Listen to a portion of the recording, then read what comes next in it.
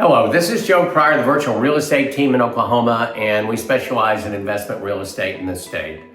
I had a previous video hopefully you listened to about what's going on with interest rates, what the Fed is going to be doing, kind of looking into the 2025 year and how it's going to be affecting investors. But the one thing that we have been doing is emphasizing that if you get a closing cost allowance from a seller, normally with us it's new construction, then you've got a couple of options what you can do with that. Number one, if you get $5,000, let's say, you can go ahead and offset, your appraisal and your insurance that you have to pay for, at closing, title insurance, certain things that you pay for.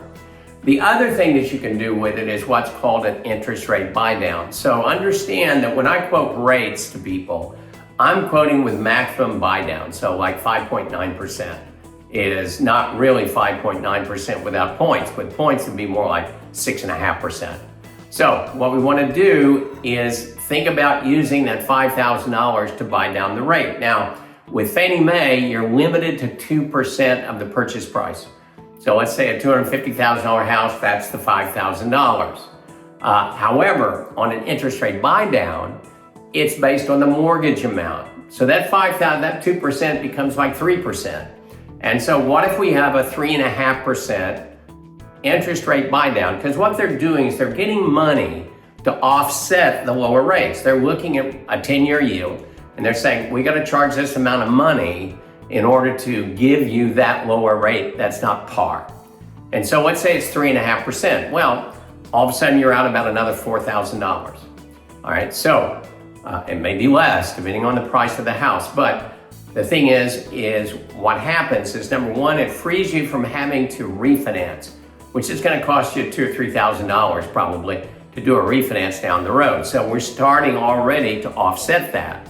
Then what I do is I look at the difference in payments. So if it's 6.5, say, versus 5.875, I calculate those rates, I take the difference and I go, okay, over 36 months, what is the savings that I have that I don't have to pay to the lender?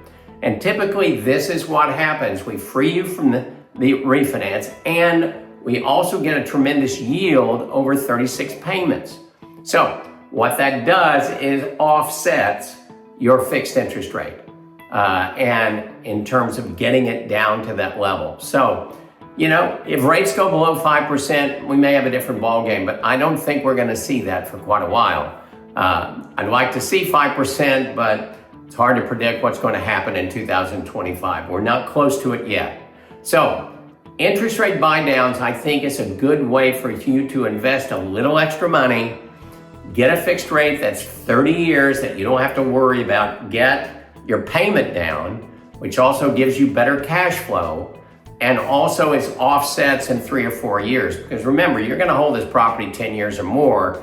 So if we can take 3 or 4 years to go ahead and pay it back, then you got 6 years, 10 years, 20 years of gravy in terms of saving more and more money. So think about interest rate buy downs.